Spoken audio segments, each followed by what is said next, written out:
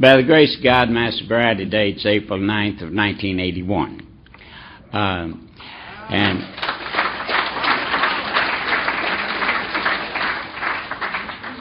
I appreciate you guys giving God that nice hand, because it's not Don Major that's kept me sober for 35 years. It's a loving God and you guys.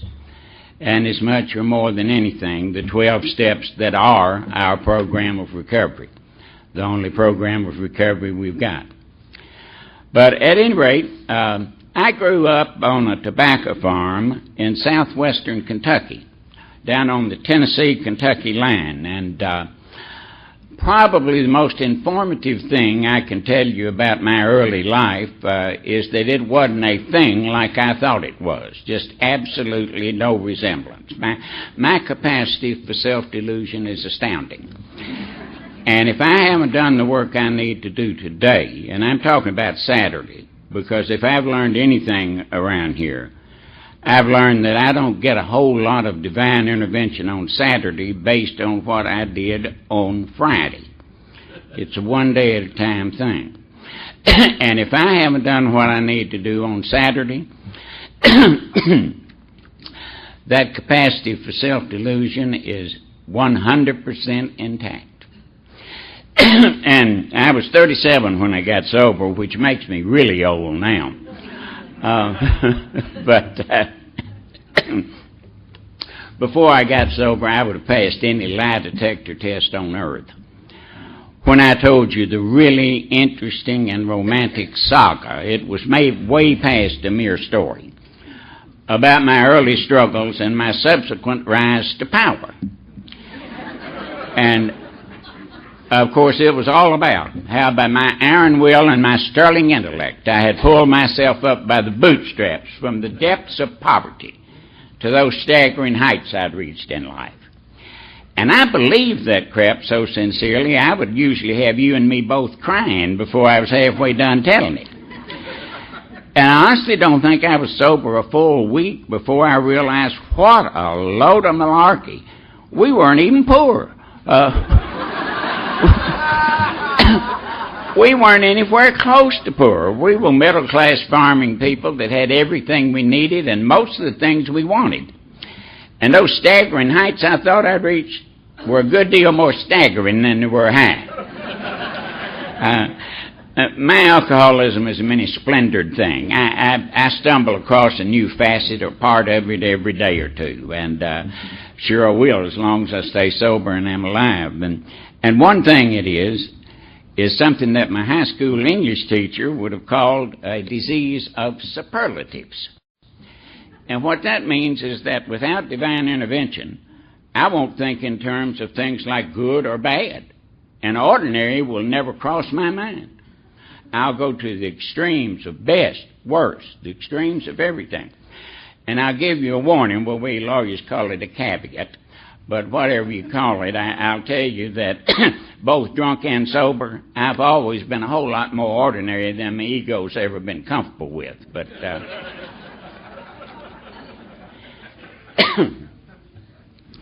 what was really going on the first 12 or 13 years of my life didn't have anything to do with all that crap I thought was going on. What was going on is an ego disorder that I've had all my life. The book tells us that selfishness and self-centeredness are the root of our troubles. And what this meant to me for decades is that the first thing wrong with me, before anything else, the first thing wrong with me is I've got a disorder of my ego. And on account of that disorder of my ego, without divine intervention, and by the way, if any of you are intellectually offended by some old fool up here going on about divine intervention, not only do I understand you in my old seat, but I have a suggestion for you. When I say divine intervention, just substitute the magic from the steps, and it'll get you to the same place and won't offend your sensitive intellect so terribly.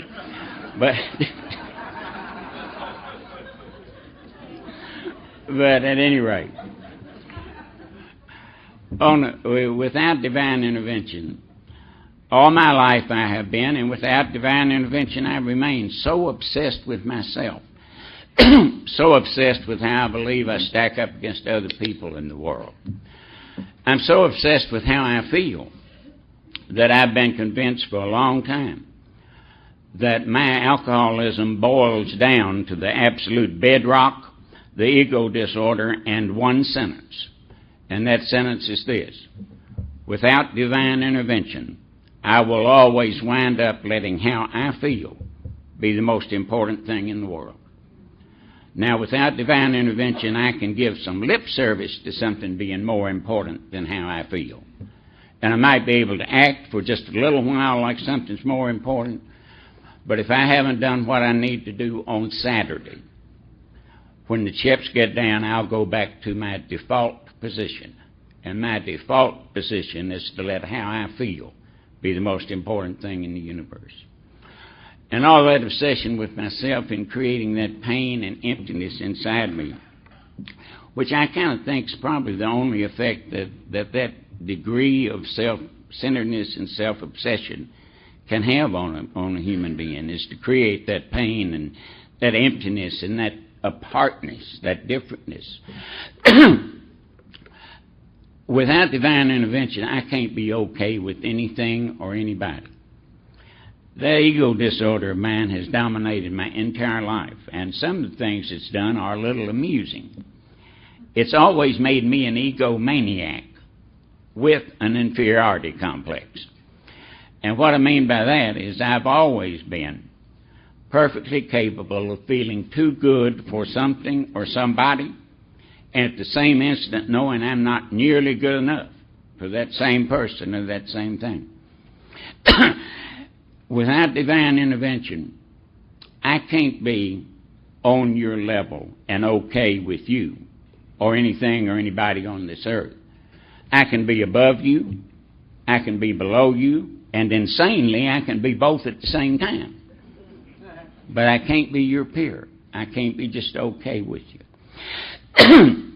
And that's basically the mess that I brought to my first drunk. What was really going on that first 12 or 13 years was a totally self-absorbed kid trying to stay a half step ahead of a screaming fit with, by the way, spotty success on that. But at any rate, that first night that I got drunk, I was either 12 or 13 years old. And that night I got in an awful lot of trouble, and I puked, and I blacked out, and I passed out. And I woke up the next morning and swore all those Baptists around there were right. And that I would never, ever touch that stuff again. And not only was I sincere, it was actually fairly effective, because it was nearly a week until I got drunk the second time. And the way things were going to go for the next 25 years, that was a miracle. And I got drunk that second time for the exact same reason I got drunk the other several thousand times. After all that trouble and all that pain, here I was drunk again in less than a week. And the reason now is very clear to me. It's because the magic had happened. Now, at the time, I didn't know the magic had happened. All I knew was that on my way to puking and so on, I had passed through a right pleasant neighborhood. But looking back on it, of course the magic had happened, because the way I feel is the most important thing in the universe. And for the first time in my life, I had found something that made me feel good enough inside that I could stand it, without either trying to stuff something in there and or run as hard as I could to run away with it. I was okay. And I was okay with you. I was okay with it all. And since the way I feel is the most important thing in the world, and since for the next 25 years I didn't know that anything other than the alcohol and the things like it could do that trick for me, the bottom line was really simple. It didn't matter what it cost, and it didn't matter who it cost, because the way I feel is the most important thing in the universe. I'm not going to give you a drunk log But I'll tell you that from that first drunk, I truly was off and running. A kid who drank and acted the way I did in today's world would have a net thrown over his butt and in an asylum before his 14th birthday. But in Trigg County, Kentucky, in the 1950s, if you were cute enough and smart enough, and if you had the right last name, you could get away with murder. And I practically did. And school was easy for me. And by the time I was getting done with my junior year of high school, and I was 16, I remember Angie talking about starting a lot of things when she was 16. Well, on one hand, I was still holding on to everything by my fingertips, but it was just about to crumble. And I knew why it was about to crumble. You know, I could feel the bricks falling there once in a while, one hitting me on the shoulder, and I knew that it was crumbling on account of my drinking. So it was time to get out of Dodge. And on the other hand, I had the egomania part of it assuring me that that tobacco patch couldn't hold something as hot as I was anyway. So I got on a Greyhound bus by myself, and I went 200 miles up to Louisville, the big city there, James. And I kicked around for a few days, and I wound up on the doorstep of the University of Louisville. And they gave me a whole bunch of tests and let me in as an early admission student with an academic scholarship. And my reaction to that was to stay so drunk the first semester that I just lost all concept of day and night. It was just a matter of passing out and coming to. And, of course, I blew the scholarship. And then for the next 7.5 years, I worked full-time, drank full-time, went to school full-time, and somehow finished undergraduate and law school. And I haven't got a clue how that happened.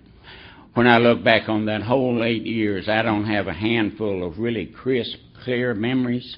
It's all just a swirling gray mass of alcoholic insanity.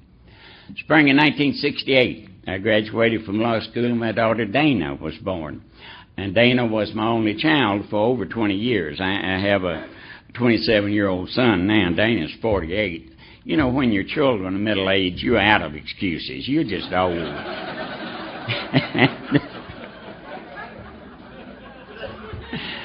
But at any rate, I started practicing law in downtown Louisville in 68, and I practiced for about 10 years with a good deal of material success.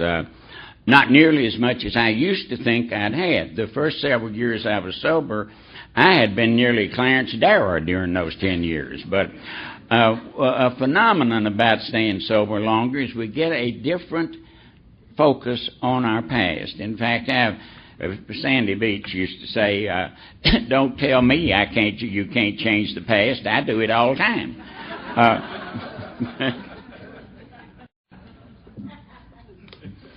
But the most objective I can be today is I was always pretty materially successful. I've always been primarily a criminal defense lawyer. And I've always had a knack for getting a hold of some cases. Sometimes it had money and sometimes publicity in them, and that's what I would stick in your face when you suggested that something was wrong with somebody who was living as insanely as I was. And I told you how crazy it was leading up to that. Well, it escalated. It escalated because alcoholism just simply progresses in everybody that ever had it. And in my case, it escalated because I had some money to escalate it with, and I didn't have a boss anymore. I didn't have anybody looking over my shoulder. And during that 10 years, just as an example on it, I'm absolutely convinced that at least a third of the nights I didn't take off my clothes and try to go to bed like a normal human being. I either passed out in some situation other than that, or in the latter years of that 10 years, I changed the combination of things I was putting in my body to just try to fly through the day without ever having laid my head down. And during that 10 years, I began to use a world of things other than booze. And I used a world of them. But now, before you get your singleness of purpose knickers all in a knot, let me explain that in my circumstances, as far as I'm concerned, I'm exactly like Bill and Dr. Bob. Read it if you don't believe it. Everything was a sideshow except the booze. The booze was the big tent for me. Everything else was something to somehow change the effect of the booze. Maybe increase the effect, maybe decrease the effect, maybe try to help me function on the hangovers. But it all went back to the booze. February 10th, 1978. I got full of several outside issues, plus scotch and vodka.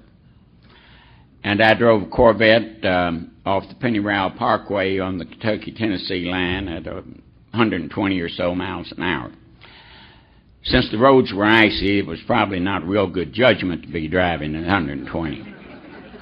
And it did an awful lot of bad things to my body. It crushed both knees. I lost a part of the main artery in one lower leg, and they had to do a bypass in the upper leg and take it in vein to replace that artery, and it separated my pelvis and pulled my internal plumbing in two, so I didn't have a urinary function for over a year. I had a suprapubic catheter, they call it, where they bore a hole in your abdomen, pop that plastic tube into your bladder through your abdomen to carry your urine to a bag. I was in the hospital for more than 6 months, or in hospitals for more than 6 months out of that first year after the wreck, and I had a half dozen major surgeries. The doctors told me early on that I would never walk again without at least a brace on one of my legs. And they told me that they were very sure that no surgeon would ever attempt to try to find the mess inside me and reconnect my plumbing so that I would ever have a urinary function. As it turns out, they were wrong, thank God. And let me assure you, it didn't have anything to do with me following directions, because I've had a sad history with the directions. They have never applied to me. They have never meant what they say. My case has always been different, and if you knew, that's a joke, by the way. And see, I've always known who makes the directions. It's Square Johns, just buttoned-down conservative Square Johns. And they'd usually be advised by insurance lawyers who are worse than they are. And I understand the target audience of the directions. It's morons, absolute morons.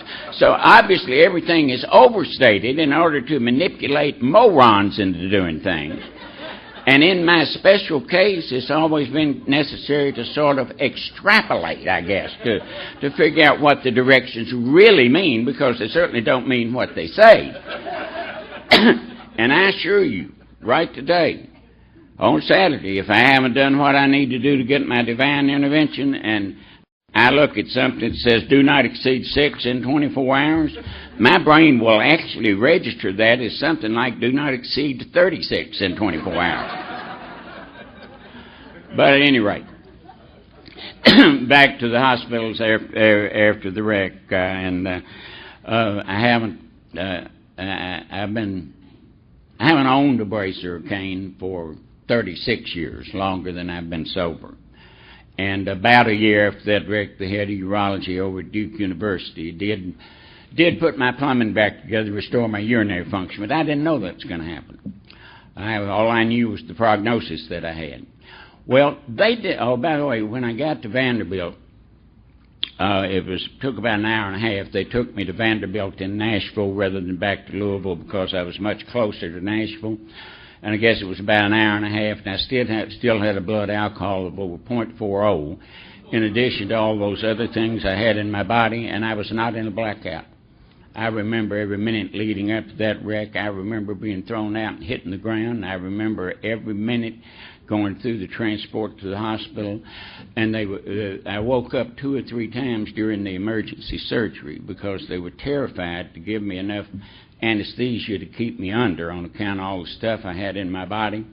But at any rate, they didn't know who I was at Vanderbilt, and they didn't treat me with nearly the appropriate deference. And as soon as I got out of the operating room, the recovery room, and intensive care long enough to get myself moved against medical advice back to Louisville by ambulance. I did. And I got back to the Louisville hospitals, and I laid in those hospitals for for months. And after I got back there, and I'm not exaggerating, in fact, I sponsor a couple of the guys that I'm about to talk about now. Most of them are either dead or doing long-term time in the penitentiary. None of us are about there doing what we were doing now. But after I got back to Louisville, those friends would come in every single day and bring me booze and more dope than the doctors were giving me. And I would lay in that hospital bed and say really intelligent things. I would say things like, you know, fellas, anybody can stop drinking when the going gets a little tough. But it takes a man to lay in there with it when the bills start coming in. And then I would explain to him that a man ought not be out there doing the crime if he wasn't prepared to do the time. So just because we'd hit a bump in the road, they weren't going to hear me whining. Give me another drink and let's go on with it. That is insanity. And that is powerlessness. And when you really think about it, it is absolutely letting the way I feel in that instant be the most important thing in the world. Letting the way I felt in that instant be more important than my child, more important than my profession, more important than whether I ever walked, more important than whether I ever peed, more important than whether I lived or died. Letting how I feel in that moment be the most important thing in the universe. I had a young lady with me when I had that wreck. And she was not my daughter's mother. And at the time, I was remarried to my daughter's mother. Now, I'm going to make a sociological observation. Please feel free to ignore it. It's not in the big book. And it'll be my only sociological observation of the evening. But over the last 35 years, I've just kind of looked around and noticed. And I've come to the conclusion that the fact that I was remarried to the same woman probably establishes my alcoholism without further authentication. I just don't believe a normie would do that. I think if they even considered jumping right back in a frying pan that they just got out of, they'd tear the door off the asylum getting in to protect themselves. And we do it routinely, drunk and sober. You know, old Joe and Sue divorced, but they're dating, they'll probably get back together. And it works for us sometimes. It's not necessarily bad. It's just really different from ordinary folks. But at any rate, end of sociological observation. And by the way, I've had to make an awful lot of amends on account of that area of my life. And I'm not proud of the people that I hurt along the way. But I'm not going to fail to laugh at myself where I've been ridiculous either. As you can imagine, I got a brand new divorce right after the wreck. And I wound up married during that period, first year after the wreck, to the young lady who was with me. She had on a seat belt, so she was not hurt nearly as badly as I am. She hurt badly, but not as badly as I am. And about a year after that wreck, I made my first trip to the asylum. And I don't use that word to be cutesy. Bill Wilson uses it in the big book, and my mama used it. When I was a kid, people didn't have alcohol and substance abuse problems and go to treatment. Nor did they have breakdowns and go to the hospital. They went crazy and were put in asylums. And that's a whole lot more descriptive of what kept happening to me, I assure you. And by the time I made that first one, around the first year of 1979, I still had the tube in my belly, my catheter bag, and the braces on both legs and my crutches, and the phenomenon of craving that the doctor's opinion talks about. And that's nothing in the world but the physical addiction to ethyl alcohol, which coupled with that terrible mental obsession puts us in the box we're in. But it had progressed in me. Now, I had it the first drink I ever took. But for over 20 years, the fear of what would happen, nobody ever had to tell me that drinking in the morning would cure a hangover. I was born knowing that in the marrow of my bones. But for 20 years, the terror, it wasn't fear, it was terror. the terror that if I did go ahead and start drinking around the clock, that you would see what I was and I'd have to face what I was so great that the fear would outweigh that craving for just a little bit for 20 years. But then that switched, and it became the most powerful thing I've ever felt in my life. Both drunk and sober, I've had 12 or 14 major surgeries. Jimmy back there has been attending on a couple, 3 of them. But none of those surgeries have hurt me nearly as much as each one of the last couple of hundred times I had to come off ethyl alcohol. Most addictive, most destructive thing I ever put in my body. And by that time, I had physically lost the ability to stop drinking once I started. Something had to intervene and prise me loose from alcohol. And when it did, it took 3 or 4 days for me to be physically able to do something like sit up in a chair. Well, they got me through the 3 or 4 days in that first asylum. They sat me up in a chair and for some strange reason had an AA meeting. And I know now that they got around to reading step 3, and what I heard was some sort of absolute malarkey about turning my will and life over to some mythical God crap thing they were talking about. And you can imagine how that insulted my intellect. So I climbed up on my crutches and straightened up my catheter bag and said as loud as I could, "Do you mean to tell me there are people in this world who believe such crap?" And then for you young folks, we didn't have cell phones, so I hobbled on over to the payphone and called somebody to get me away from those religious fanatics before they polluted my pristine intellect. Well, that was sometime around the first year of 1979. And I wound up getting sober almost 2.5 years later in April of 81. And I don't remember a lot of things that happened during that period, but some things that I do know happened during that period, most of them pieced together, are that I went back to the asylum, some form of hospitalization on account of my drinking and drugging, 17 more times in that 2.5 years. I became addicted to hard narcotics, street, and I'm so grateful for that, because that brought enough pressure on my law partners to kick me out of the law firm that another guy and I had founded. And I proved that I wasn't going to make the decision that is bottom. And if you're new, please don't buy the idea that bottom happens to us. I don't believe bottom happens to us, because if it happens to us, we don't have a choice.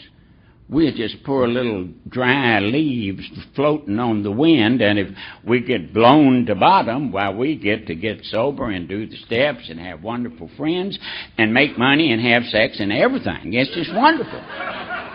But on the other hand, if we happen to catch a downdraft and we or updraft and can't get blown to bottom, well, we just got to die a mad dog death. And my God didn't set the universe up that way. I believe that bottom is a decision over which we've got all the control on earth. I've seen an awful lot of folks die waiting for bottom to happen. But at any rate, I wasn't going to make that decision as long as I had a Timex watch. I certainly wasn't going to do it as long as I had a law firm. And right after the guys kicked me out of the firm, the state of Kentucky jerked my law license. The young lady that I had married had to leave me on account of my insanity, and during that period, she was staying with some girlfriends and died in an accident. I last laid eyes on Dana, my only child, in January of 1980, and I didn't see or talk to Dana for over 3 years. The Internal Revenue took my portion of the office building that my partners and I had built in downtown Louisville and a couple of things like that. The mortgage companies took the homes the ex-wives were in, and it was just all gone. And for almost a year, up until the fall of 1980, which is 6 months before I got sober, for almost a year I lived without an address. Now, I'm not claiming that I slept regularly under the bridge. I didn't. I was always able to con somebody into taking me in. And very frequently it was strangers. Very frequently. But I didn't have an address. I didn't have a home to go to for nearly a year before the fall of 80. Fall of 80, I washed up on the doorstep of asylum number 17, the next to last one. I hope next to last one. But, and that was back in Nashville, Tennessee, where they didn't know who I was. They told me later, the folks at that treatment center, it actually was, they told me later they only let me in because they didn't think I'd live another week if they left me on the street. I had no home, I had no car, had no clothes, my teeth were rotting out of my head. I wouldn't have opened a piece of mail from Louisville for $50,000, and I didn't have 2 cents, but my terror of it was so great that I wouldn't. I stayed in there about a month, and it was time they had to boot me out. Time to go. I had no place to go. I had no way to get there. And I had a roommate there that was a really young guy. Now, I was ancient. I guess I was 35 or 6. But Matt was 21, and his parents lived there in Nashville. And those sweet, sweet spiritual folks weren't even really involved in AA. But they felt sorry for me and said, Don, why don't you come stay with us a few days? Let's try to figure out what to do with you. And I went and lived with them a year. And let me say something about spiritual folks that are not in AA. You know, it's really it's surprising news to me sometimes, but we alcoholics do not have a monopoly on spirituality. This beautiful red-headed lady over here that I've been blessed with being married to for 25 years wakes up more spiritual than I can get after 2 hours of prayer, meditation, and intensive work with another alcoholic. And yet sometimes I have to bite my tongue to keep from saying, well, sweetie, what do you know about spirituality? You're not even an alcoholic, for God's sake. Let me tell you the truth. And I don't want to insult anybody, but this is what I believe. I believe in late 1934 and 1935, God took pity on a bunch of spiritual retardees and put the wonderful spirituality that folks had been enjoying for millennia in such a simple form that even we could latch on to it and get a little bit of spirituality.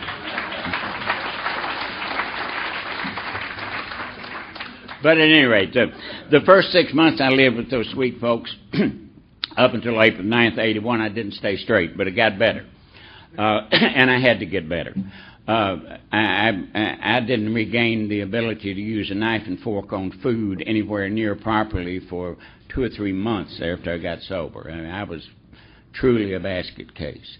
And during that 6 months, I went to a world of AA meetings, most of them at the 202 Club in Nashville, Tennessee.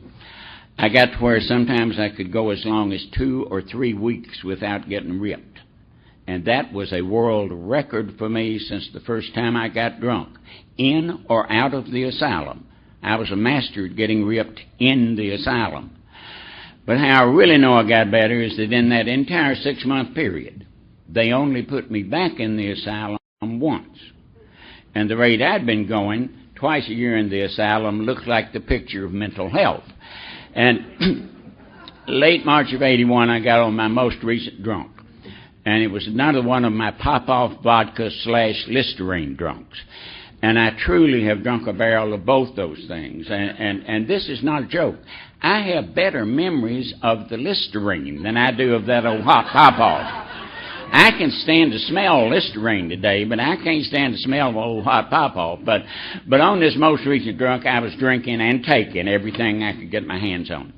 And by the time April the 8th rolled around, the most recent day I drank, I'd been drunk 10 days or 2 weeks. And I was sitting on the edge of a bed in a motel in Nashville, and a loving God that I didn't know was there, that I didn't want anything to do with it was there, that I didn't think could have anything to do with my life, gave me the most beautiful gift I've ever had or will ever have. Gave me the gift of being able to follow directions about how to run my life voluntarily, even though I did not understand them, I did not agree with them, I did not think they would work, and I certainly did not want to do it. And you see, at 37 years old when I got sober, I don't believe I'd ever truly done a single mature act. I don't think I had ever one time in that 37 years voluntarily did something that somebody else suggested about my life. If I didn't want to do it, if I didn't agree with it, if I didn't think it worked, I'd never done it once. And I think those were the first mature acts. That and accepting that powerless over alcohol does not mean powerless over my elbow. Angie made a statement today that's near and dear to my heart, a little different words, but it's the same statement. I've got a loving God that will do almost anything for me, but that I've found will do almost nothing for me without my cooperation. Just absolutely almost nothing. And as long as I insisted that AA make me feel like not wanting to drink and make me not want to drink too bad, maybe. After all, I was a poor little alcoholic, powerless over alcohol, so here we go. But I had to accept that I can't abdicate the responsibility for what I got to put in my body. God won't knock a drink out of my hand. You folks can't. Sharon can't. You know, all the medical people in the world can't. I cannot abdicate the responsibility for what I put in my body. And I would never have lived to stay sober 2 or 3 months if I hadn't have gotten that message and if I hadn't been willing to act on it. But at any rate, in April of 81, I didn't know I had any gifts. Nothing had changed. My mind hadn't changed about anything. And the 3 or 4 days after that last drunk, when I was able to stumble, I stumbled back to the door of the 202 Club in Nashville. I didn't think they would let me in, and in today's world, they would not have let me in. I had passed out in their AA meetings and had to be bodily carried out. They'd caught me in their men's rooms with outside issues. They had warned people they sponsored to stay away from me, that I was a loser and I was going to die. About 2 months before I got sober, a big old boy about 6'5", Joe Wall, he's been dead several years, walked up to me and looked way down at me and said, "Don, I'm beginning to think you really are too intelligent for this program." And I thought he was giving me a compliment. I swear to God, my knee-jerk reaction was, well, thank God they finally figured out who they're dealing with here. But Joe went on, and I'm so grateful he did. And he said, "You know, we've never had anybody too dumb for this deal, and we bury you buttholes all the time." And that felt like an icy hand closing over something inside me. And it was still there 2 months later. I went ahead and drank another 2 months. But it was still there when I stumbled back to the door of the 202 Club, and they did let me in. Much to my surprise, I remember what was said and who said it. They said, "Come on in, Don, you are keeping us sober." And I said, will you tell me one more time what I need to do if I want to live? And they said, "Sure. Don't drink, don't take dope, and go to meetings." By the grace of God, the first 60 days, I went to over 150 meetings. To the best of my memory, I didn't want to go to one of them. I certainly didn't want to go to one of them for any kind of valid reason. And it was still clear to me that you all were religious fanatics. My brain was still assuring me that what we needed to do was get our head out of the sand, get our butt back to Louisville, get some money, get a law license, big car, good-looking woman, be somebody for God's sake. But I'd been given that beautiful gift that I didn't know I had, of being able to turn around to my brain and say, "Yeah, I know, partner, but you and I have nearly killed one another. And we don't have anything left to do but go to these dumb old meetings that can't possibly take care of the unique and complex problems that are Don Major." Okay? And leading up to getting sober, you see, my alcoholism is an absolute stone sociopath. My alcoholism is the perfect sociopath. It only had one reason for existing, and that's to try to get itself that next drink. And it will tell me anything on the face of this earth in order to get it. It'll tell me something that will kill me, you, both of us. It'll tell me totally inconsistent lies back to back with one another. Just sling them all up against the wall, hoping some of them will stick. Now, I got a real problem because another facet of my many-splendored alcoholism is that disorder of my perception. Now, that's a nice clinical-sounding term, but, you know, when you think about that, all the world that means is I don't see things right. I don't hear them right. I don't always recognize them for what they are. So without divine intervention, without the magic from these steps, I'll wind up believing one of those deadly lies, and I'll pick up that drink, and I'll start that god-awful phenomenal craving, and I'll die the mad dog death that I missed so narrowly in 1981. But at any rate, you see, I thought in order for AA to work, that first, I had to believe it would work. And second, it had to feel like it was working. And I think I also thought I had to be able to see the causal relationship between A causing B. It turned out that none of that had anything to do with it. All I needed to do was get my raggedy butt to meeting after meeting and let my old sick brain and soul get dragged in there kicking and screaming behind my raggedy butt. And then they because you see, I had the same thing backwards, that without divine intervention, I have had backwards every day of my life, and I still do. What I have backwards is that I make it all about what I think, feel, and believe. I make that the center of my universe. In nature, it does not occur to me, if I don't feel like doing right, to go ahead and do right anyway. What occurs to me is something like, John, I don't feel like going to work. Reckon I've been talking to my sponsor and praying about it. Reckon I ought to do an inventory on that, or maybe go to some more meetings, or get some outside counseling, maybe. Because you see, I think something's got to fix me to make me feel like doing right before I do right. All my life, I thought the difference between good people and me was they felt like doing right. And if we could just get me fixed so I felt like doing right, I'd be good people too. I know now they may not have felt a bit more like doing right than I did. They just did right. And that made them good people. And I didn't. And regardless of what kind of good intentions or what was going on in the rationalizations I had in my mind, that made me bad people. What I think, feel, and believe has never one time gone in the record. All the people that were hurt, including me, in my alcoholism, all the things that were destroyed, my thoughts, feelings, believings didn't destroy a bit of it, not one bit. They were destroyed by what I did and what I failed to do. Those thoughts, feelings, and beliefs that I want to make the center of the universe, they're like will-o'-the-wisp. They don't have any real form. They're just amorphous, and they just float around. They change with the breeze, and yet I want to make them the center of the universe. But when I got it straight on the meetings, I understood that it was the action. It wasn't what I thought, felt, and believed. You see, if I wait until I think, feel, and believe the things that make me want to do right, I will never, ever do right. In order to ever think, feel, and believe right, I've got to go ahead and start acting before I feel like it. And that works that way for me every single time. You know, on our daily reprieve from alcoholism, thank God, the book doesn't say that our daily reprieve is contingent on our spiritual condition.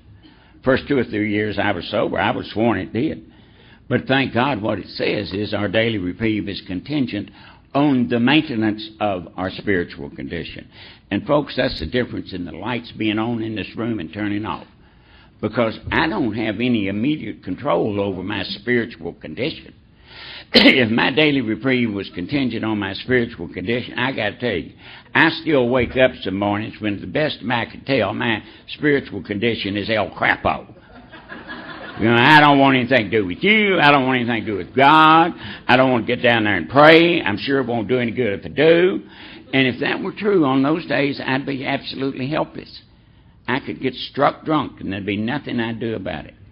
But the maintenance of my spiritual condition is a set of actions over which I have 100% control. And I found that I can wake up feeling like that, but I can make myself get down on my knees. Say those words, even if I can't remember the last one, I'm just afraid because I'm so obsessed about something I'm afraid of or whatever, but I can go ahead and do it. Cherry Carpenter gave me, who was my original sponsor in Nashville, gave me an earful on that one time. I started acting as if on the praying, and lo and behold, I was coming to believe. And I was really disturbed because a lot of mornings it didn't seem like my prayers could possibly be working. I was so obsessed with something, and like I say, sometimes couldn't remember the last word I just tried to pray. And it was really clear to me that the words were just bouncing off the walls and ceiling. And I took that to Cherry, and he said, "Don, your ego's going to kill you yet." He said, "Let's examine that." He said, "Are you under the impression that God is not aware of your needs unless you clearly delineate them?" He said, "Maybe you believe your God is so lacking in power that he or she is somewhere wringing their hands and saying, 'Oh, I so hope Don stumbles across the right words. I hope he says the magic words. I want to do it, but I can't do it unless he says it just right.'" And Cherry went on and said, "Don, in your case, I think it may be worse than that." He said, "In your case, I think you may think you'll state it so eloquently you will sway God into doing something." He said, "You dummy, the only thing that's of any value whatever is your willingness to humble yourself before your Creator and say please and thank you." He explained, as so many folks did to me in Nashville, this deal is not about learning. This deal is not about, it's not about psychology. You know, I found out that if I approach prayer, the steps, any part of my recovery, in any way as an intellectual or psychological process, it doesn't work any better than all the other intellectual and psychological approaches have worked on alcoholism. In other words, zip, nada, zero.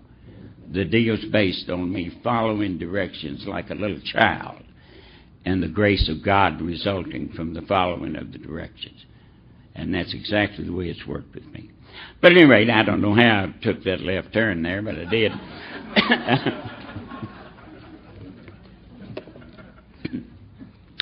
They also told me when I'd stumbled back into the clubhouse that if I wanted to live, I'd have to read the big book. I said, "I've read it several times." They said, "We know. You've been quoting it to us while you've been dying." They said, "The first thing you need to get straight is this is not a philosophy book. There's nothing in that book that you can learn or master that's going to transport you to a sublime state of sobriety. What this book is a simple instruction manual for your actions." And they said, if you want to live, you'll come back to this book like a little child and start at the front cover and go through it line for line, reading only the black part.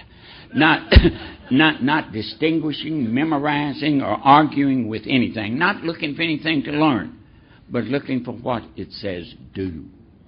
And if you want to live and if you'll do that, it'll work. That was when they explained to me that the steps are the prescription for alcoholism. They work on alcoholism exactly like penicillin works on an infection. If I have an infection that's going to kill me if it's not treated, but will respond to penicillin, I don't need to understand the origin, width, breadth, and nature of my infection. And I don't need to aggravate the medical profession and the people around me whining about that. I don't need to understand one single thing about how penicillin works in the human body. I don't need to believe that that little bottle of pills can take care of all these terrible things wrong with wonderful me. And here's the real kicker. I don't need to want to take the pills. That's irrelevant. If I take the pills as directed, I will get just fine, thank you. And they assured me that these steps would work on my alcoholism exactly that way. And by the grace of God, they have. And I've been so blessed to see it work that way in the lives of hundreds of other alcoholics. And then they told me if I wanted to live, I was going to have to get on my knees every morning, every night, and ask and thank a power greater than myself. And tears came to my eyes, rolling down my cheeks. I remember exactly where I was sitting, looking up the steps on the wall. And I explained to him that I couldn't do that because the part of me that wanted to live, which wasn't a very big part, but there was a part that wanted to live, had known for 2 or 3 years that if I was going to live, I was going to have to get what you guys had. And I thought in order to do that, I had to somehow change what I thought, felt, and believed to make it more like it looked like to me you thought, felt, and believed. And I had tried every way I knew. And I couldn't change a hair. So I'm sitting there explaining to them I can't do the praying because the second step's killing me. And I finally heard them when they said, and I'm sure they'd said it 100 times, but I didn't hear it, when they said, "Oh, Don, you've got that backwards too. We have never suggested that you think, feel, or believe anything." And my mouth probably fell open because I think that's the whole ball game, you know, what I think, feel, and believe. They said, "Well, no, we wouldn't do that." Said, "In the first place, you are far too ill to have any valid thoughts, feelings, or beliefs." And they said, "In the second place, the issue of whether you live or die will be determined solely by what you do. What you think, feel, believe won't have one thing to do with it." So they said, "If you want to live, you better get down on your knees and start saying those words, and don't pay any attention to the old crazy picture show in the back of your head." Having no idea when they said that, I did not intend to do it because I knew they were all wet.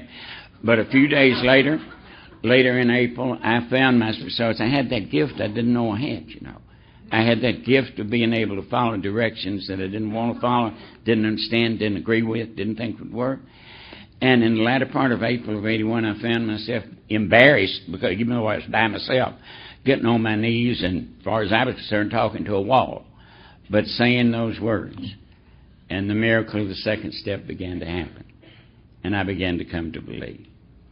And if I had waited until I intellectually believed the second step, till I intellectually believed there was some sort of metaphysical power that could take care of the humanly hopeless dilemma that we all admit that we're in if we've done step one properly.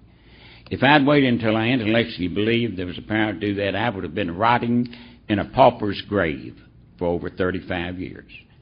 It turned out that when I was willing to act like a person would act, if they did believe that, it worked just fine. Worked absolutely fine. I lived in Nashville 21 months after I got sober, unemployed, unemployable, happier than I'd ever been in my life. They led me through the first 9 steps. I did 4 and 5, formed a picture of what a spiritual Don ought to look like. And then I went back to my attic. By that time, I'd moved out from the family. I was living in an attic. And I went back to my attic, and I followed directions. I got the book. I didn't have a shelf, but I put it up and acted like I was getting it down off the shelf. And I opened up the book, and I reviewed the first 5 steps, making sure I hadn't scrimped on anything. Spent exactly 1 hour doing it. Decided I was okay. So, you know, the big book gives us not quite half a page on 6 and 7, on the top of page 76. So, looked like to me I was fine, so I said the 7th step prayer and was convinced that that was the point where, with God's help, I went to work on me to make me into what I had decided a spiritual Don ought to be. Well, at about 1.5 years sober, as a byproduct of steps 8 and 9, pure byproduct, much to my surprise, my law license got put back in order. I had brought the bar into terrible disrepute. When I lost my license, it wasn't a matter of whatever happened to Don Major. It was on the front page of the paper in Louisville, what happened to Don Major. And I didn't think the bar would ever forgive me. And I've got to tell you, folks, the forgiveness that non-alcoholics have for us when we finally start trying to do the right thing passes all understanding. It's not even fair. We get treated better than the poor schmuck that never fouled up. Just kept showing up every day, doing what they were supposed to do. We truly are the prodigal children. But at any rate, my law license got put back in order, and if I could have found a minimum wage job in Nashville, I would never have gone back to Louisville. I was terrified. Still don't think that was paranoia. I still believe that a loving God poured oil on the troubled waters of my past to keep the worst of what I feared from happening. But January of 83, I went back to Louisville, scared to death, started trying to practice law again. February of 83, the second month, Don Pritz, who a lot of you all knew, and I came to know and love Don, was supposed to be the Sunday morning speaker at the Kentucky State Convention. And Don got snowed in at an airport out west. The Saturday morning speaker, I'd never been to a AA conference in my life. Saturday morning speaker kept going and going, even longer than I'm going here. But if any of y'all get ready, go ahead and leave. I'll leave when I'm ready, okay? If y'all get done, go ahead. But at any rate, I had to go to the bathroom. And I said, I squirmed and I squirmed. Finally, after about an hour and a half, I've got to go. So I went out to go to the bathroom, and the host committee was huddling out there trying to figure out what to do about the Sunday morning speaker. And one of them pointed at me and said, I heard him over at Hubbard's Lane the other night. Let's put him up there. So 22 months sober, they stuck me up in front of 2,000 people. And I thought that was terrible. My judgment of events in my life is terrible. It's not just off, it's usually 180 degrees off. If I think it's the worst thing that ever happened, it has no redeeming quality to it whatsoever. If I'll manage not to drink, try to put that next step in front of, one foot in front of the other, listen to that little divine spark that'll tell me where only to take that next stitch. Those things will wind up being the basis of the most beautiful things in my life. On the other hand, if when I see it coming over the horizon, I think it's the greatest thing since sliced bread, it's probably getting ready to try to kill me. So I need to lay off the judgment of events in my life. That wound up being a beautiful thing. People started saying nice things. Don, will you do this in AA? Will you be my sponsor?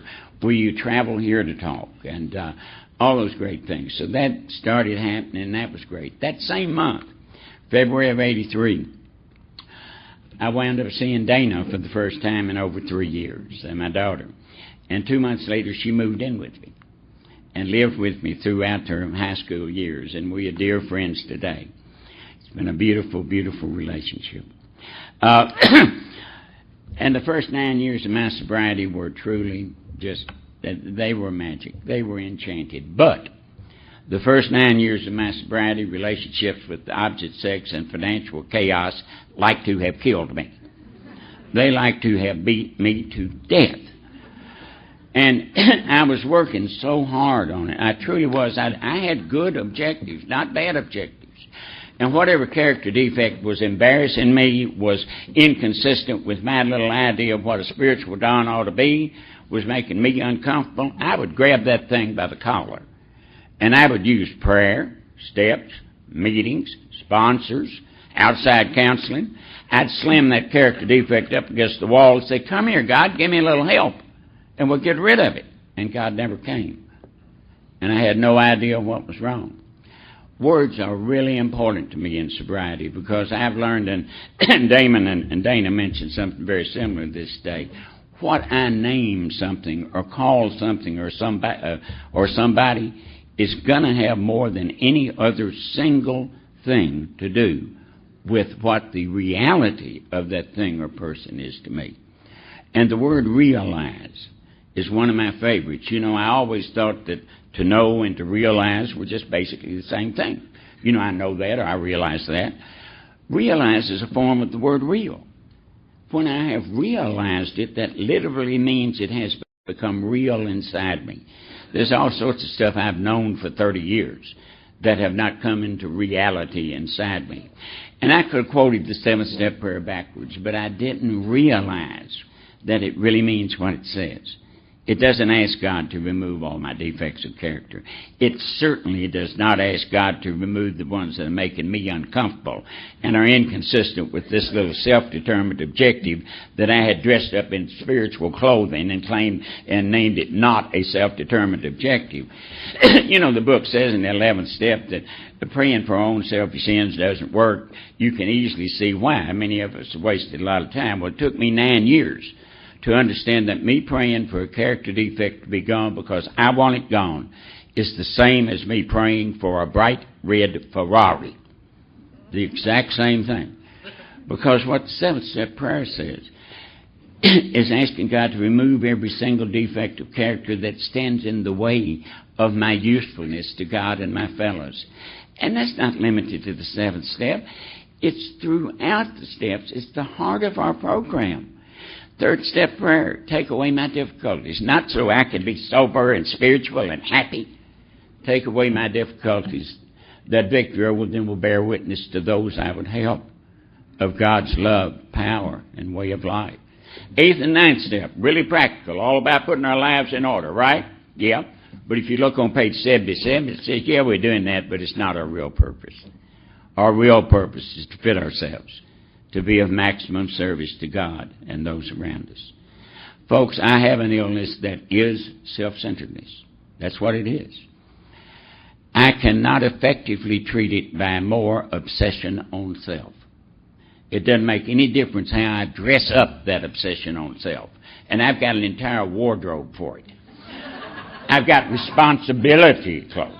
You know, I've got psychological clothing. I've got spiritual clothing. But it doesn't change the nature of it. It's like trying to put out a fire with gasoline. My AA hero, Chuck Chamberlain, said it best. I don't need to worry about taking care of me. When I worry about taking care of me, try to outthink, outperform, and outmaneuver, I wind up in the snake pit every single time. If I try to help God's kids do what they need to have done, for fun and for free because I want to, God will never fail to take care of me. And it's worked exactly that way for me. Just exactly that way. God's a much better lawyer than I am. When I go down to that office and try to win cases, look good, make money, cover my butt, wind up in that snake pit every time. But when I go down there and try to help God's kids, it all works really, really well. You know, a great spiritual paradox for me has wound up being that if any part of me is trying to get you to love, comfort, and understand me, which includes giving me my rights, if any part of me is trying to get you to love, comfort, and understand me, it is an absolute spiritual law that I will not be loved, comforted, and understood to my satisfaction. It can't happen. If I let my comfort depend on that and you do exactly what I thought I wanted you to do before you're done, I'll change it. It can't happen. The only time it's possible for me to feel loved, comforted, and understood to my satisfaction is when I beat those 11th step prayers to death, what I call the other 98% of the 11th step. You know, the 2% are morning and are night.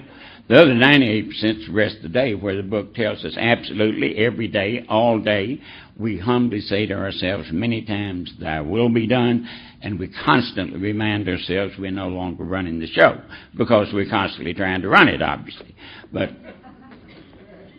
And I add to that from the prayer of St. Francis, to pray to love, comfort, and understand, rather than to be loved, comforted, and understood.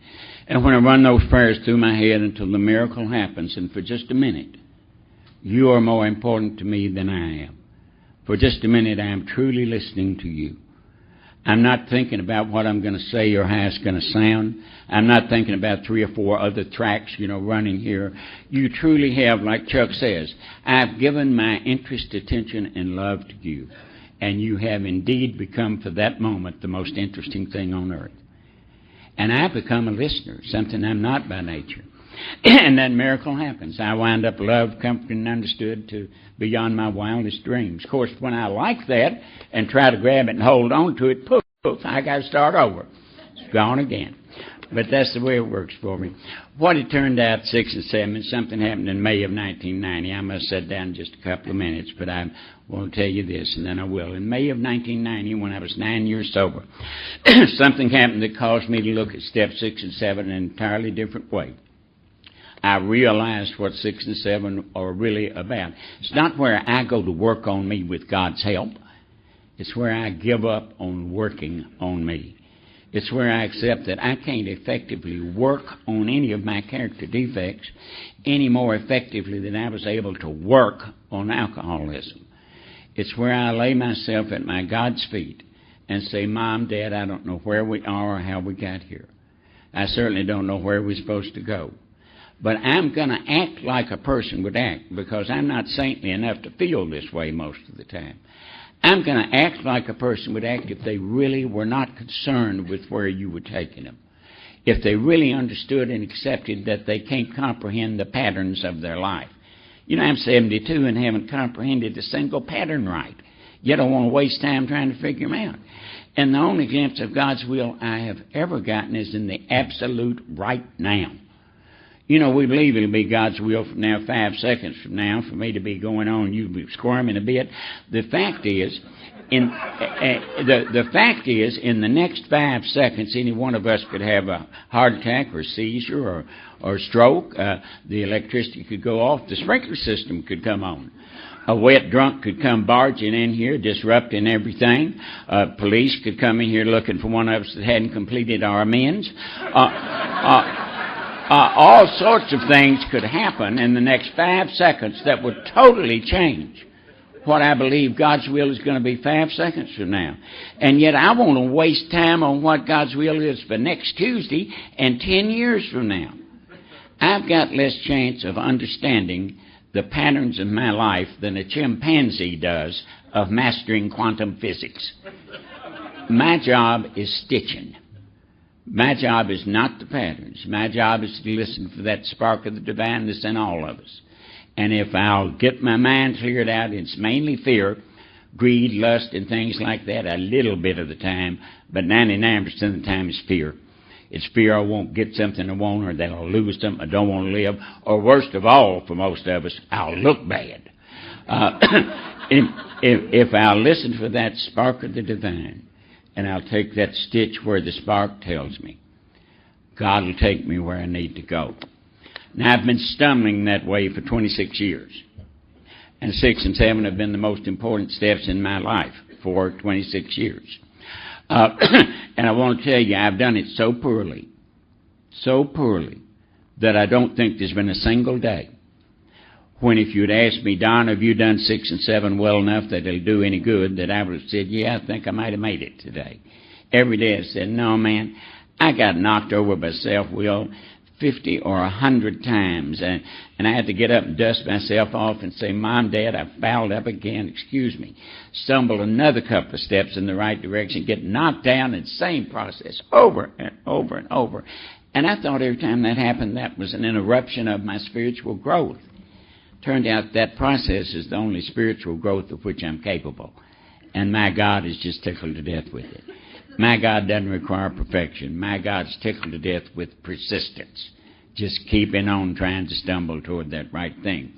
If God had given me, or if I had made a list when I was 9 years sober, of the best I thought I could have in every area of my life, and God has said, I'm sick of your whining, I'm giving you exactly what you asked for. Please believe this, because it's not dramatization, it's truth. I would have shortchanged myself in every single area of my life. Every single area. My married life, my beautiful Sharon, she and I never argue. I sponsor some guys that are psychologists and counselors. They tell me that's unhealthy. I tell them that they're welcome to their healthy relationships. I'm just going to wallow in my illness, thanks. And by the way, if you caught me arguing with anybody for the last 25 or so years, somebody was paying me. I will not argue with you for nothing and make my belly hurt. Because I've been relieved of that awful need to be right. Right is part of that will-o'-the-wisp in my head. It just is amorphous changes. But at any rate, I've had the wonderful deal of being married to my Sharon. That bar association that I so embarrassed has honored me until it's embarrassing. They have made me pro bono lawyer of the year. They've given me the award for civility and professionality. They have put me in the inn of court as a master for many, many years. And God has a great sense of humor. Because 13 or 14 years ago, I was sitting in the barber chair. My cell phone rang, and it was the president of the state bar. And he said, Don, we've got an opening on the ethics committee. And I spent 10 years on the ethics committee in what they call the ethics hotline in Kentucky. Folks, thank you all so much. It's a joy to be here, and I love you all. Good night.